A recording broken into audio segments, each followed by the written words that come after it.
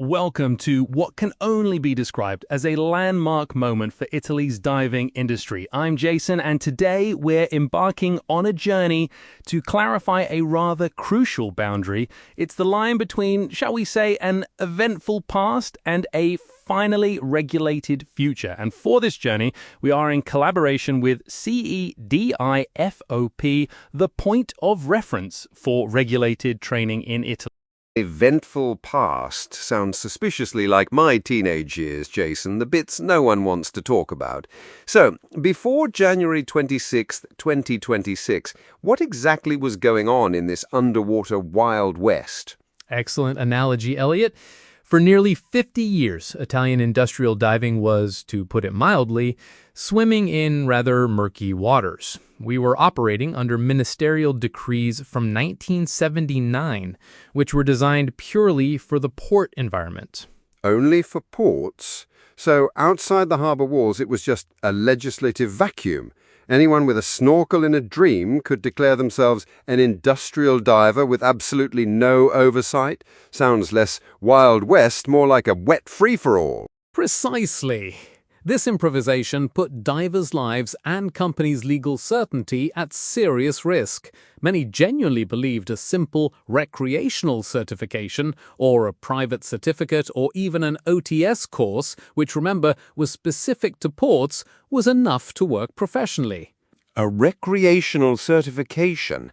So the same bit of plastic I flashed to go pottering about in the Red Sea was once considered suitable for welding pipes 20 meters down? The mind boggles. Well, not quite, Elliot, and that's the absolute crux of it. Underwater work isn't a leisure pursuit. It's a high-risk industrial activity demanding proper regulation. Thankfully, on January 26, 2026, the Italian state finally declared enough is enough. Finally, a sheriff rides into town. Law number 9, is that right? So what actual concrete changes has this turning point brought about? Indeed. Law 9 established that professional diving is a complex field requiring organic provisions. It's no longer just about knowing how to hold your breath for extended periods. Now you must possess a state certification proving your technical, medical, and legislative competence. This didn't just spring out of nowhere, I imagine. Someone must have blazed this trail beforehand. You're spot on. This national law actually incorporates what we at CEDIFOP know intimately as the Sicily model.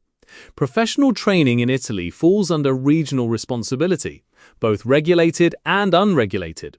And among all regions, only Sicily, with Law 7 of 2016, had already created specific legislation for activities and training levels outside the port environment.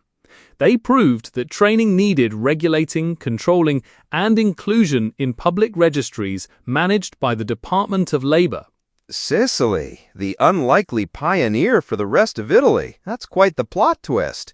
So it was all about regulated, controlled training recorded in public registries managed by the Department of Labor. Precisely. The new national law places this certified training right at its core.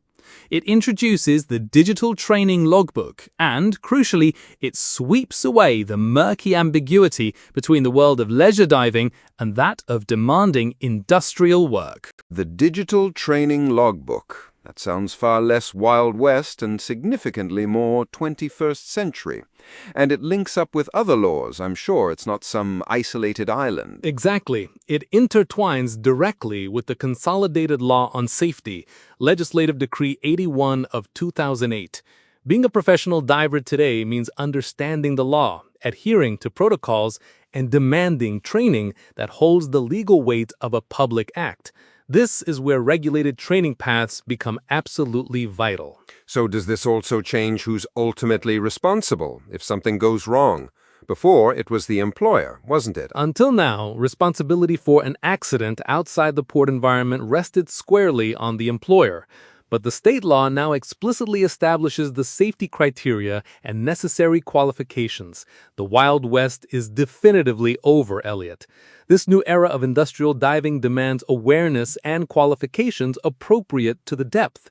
It brings Italy into line with every other country where this is already standard practice. Finally, Italy has caught up with the rest of the world. Goodbye, legislative vacuum. Hello, certified safety. It's like upgrading from a horse-drawn carriage to a bullet train. And in our next episode, we'll dive even deeper into the technical heart of the matter.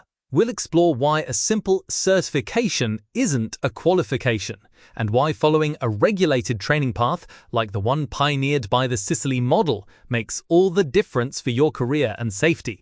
The Sicilian region's law sets out training methods based on international standards, open to all who carry them out whether in Sicily or elsewhere. Once inshore and offshore levels are achieved, IDSA standards are followed, as the law now demands.